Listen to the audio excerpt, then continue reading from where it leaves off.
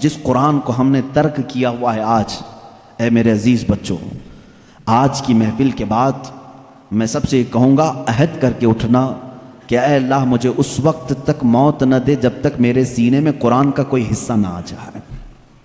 اس لیے کہ رسول کریم صلی اللہ علیہ وسلم نے فرمایا جس مسلمان کے سینے میں قرآن کا کوئی حصہ نہیں، حضور پاک صلی اللہ تعالیٰ علیہ وسلم نے فرمایا وہ قبرستان کی طرح ویران ہے۔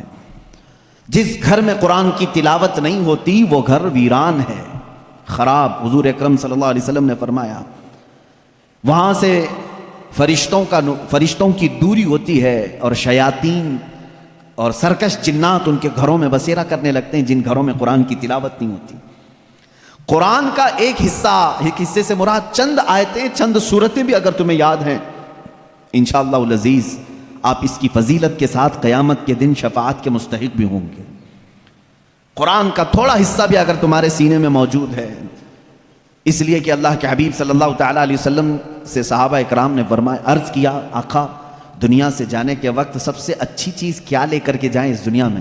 حضور پاک صلی اللہ علیہ وسلم نے فرمایا رب تعالیٰ کے نزدیک وہ بندہ دنیا میں لانے والی چیزوں میں سب سے بہتر ہے جو قرآن اپنے ساتھ لایا ہو۔ قرآن اپنے ساتھ لایا ہو مطلب کیا ہے؟ قبر میں یہ لکھا ہوا قرآن رکھ دیا آپ نے اور یہ سوچا کہ ہماری میت قرآن لے کر جا رہی ہے۔ میاں قرآن یہ ورقی قرآن نہیں کہہ رہا ہوں میں، قرآن وہ نفس قرآن جو لوح محفوظ میں ہے اور تمہارے دلوں میں اترا ہوا ہے، اس قرآن کی بات کر رہا ہوں۔ وہ قرآن جس نے بھی اپنے سینے میں رکھا اور اللہ کی بارگاہ میں گیا، اس کی سفارش قرآن کی مردود نہیں ہوتی۔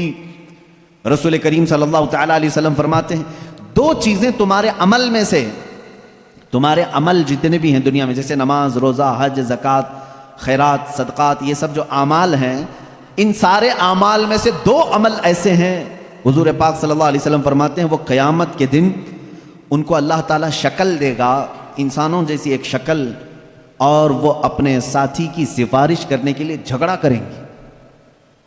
وہ آئیں گے سفارش کے لیے، پوچھا گیا وہ کون سی؟ کہا ایک روزہ رمضان، اللہ تعالیٰ اس کو شکل دے گا، اور دوسرا قرآن، اس کو بھی شکل دی جائے گی۔ حضور اکرم صلی اللہ تعالیٰ علیہ وسلم نے فرمایا جس کے حق میں یہ دونوں نے سفارش کر دی اس پر جنت واجب ہو گئی، اور جس کے خلاف آ کر کے یہ دونوں کھڑے ہو گئے، میرے آقا صلی اللہ علیہ وسلم فرماتے ہیں پھر اس پر دوزخ میں جانا لازم ہو جائے۔